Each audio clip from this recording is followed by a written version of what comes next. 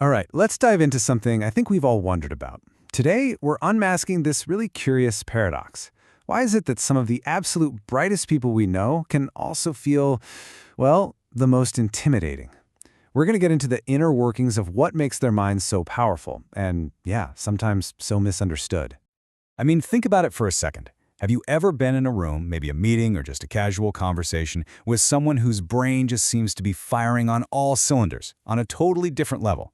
You might find yourself kind of holding back, feeling a little out of your depth. It's a surprisingly common thing, which really brings up a fascinating question. Why do brilliant people so often come across as intimidating? You know, this quote really gets to the heart of the whole thing. Our first instinct a lot of the time is to just slap a label on what we don't quite get, calling someone distant or weird. But let's just challenge that for a moment.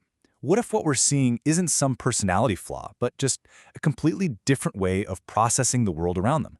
What if their minds are literally tuned to a different wavelength? To really, truly understand this, we need to explore a fundamental difference in how people perceive things. And this is the core idea of our whole explainer today. This concept of thinking in layers, not lines. So check this out. This slide shows a really crucial contrast. See, most of us, we're taught to be linear thinkers. We see a problem, and our brain just naturally goes in a sequence. Okay, do A, then do B, then do C. Simple enough, right? But a layered thinker's mind, well, it's just wired differently. When they look at that very same task, they're not just seeing the task, they're also seeing the principles underneath it, the potential long-term outcomes, and all the crazy ways it connects to a dozen other ideas at once. It's really the difference between looking at a flat 2D map and navigating a full-on 3D model of the world. And that's really what layered thinking is all about. It's this ability to see the world in all these interconnected dimensions, not just as a simple A to B to C sequence of events. And believe me, once you grasp this one core difference, a whole lot of behaviors that might have seemed strange, or maybe even a little off-putting, suddenly start to make perfect sense. So how does this layered thinking thing actually show up in day-to-day life? Let's pull back the curtain and unmask some common habits that get completely misunderstood all the time. Okay, let's start with a total classic. The person who talks to themselves. You've seen it, right?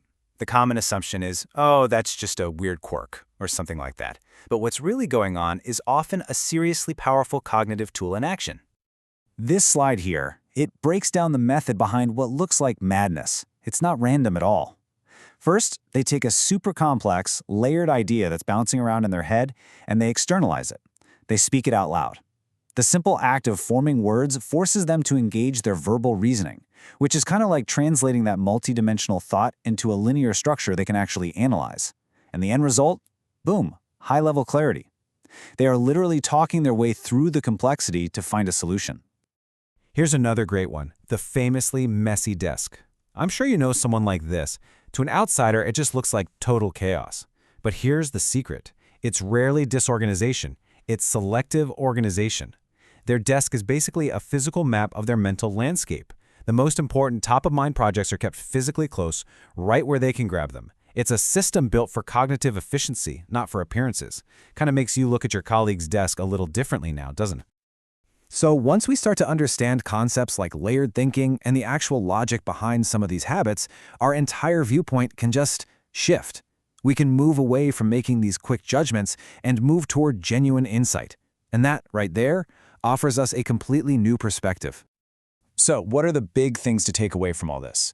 First, and this is a big one, a lot of traits we link with high intellect aren't personality flaws, they're just misunderstood cognitive functions. Second, those behaviors we might just write off as weird are often super efficient mental processes. And third, that core idea of layered thinking, that's the key that unlocks why these behaviors even exist. And ultimately, this all leads to a really powerful conclusion. True empathy, real understanding, it doesn't come from judging what people do, but from taking a beat to understand the why behind their actions. And that really leads to the final thought I want to leave you with today. We've pulled back the curtain on some of these misunderstood traits, and hopefully we've replaced a bit of that intimidation with some real insight. So the real question is this. With this new lens, who in your life, a coworker, a friend, maybe a family member, are you going to see in a completely different light now? Thanks for tuning in.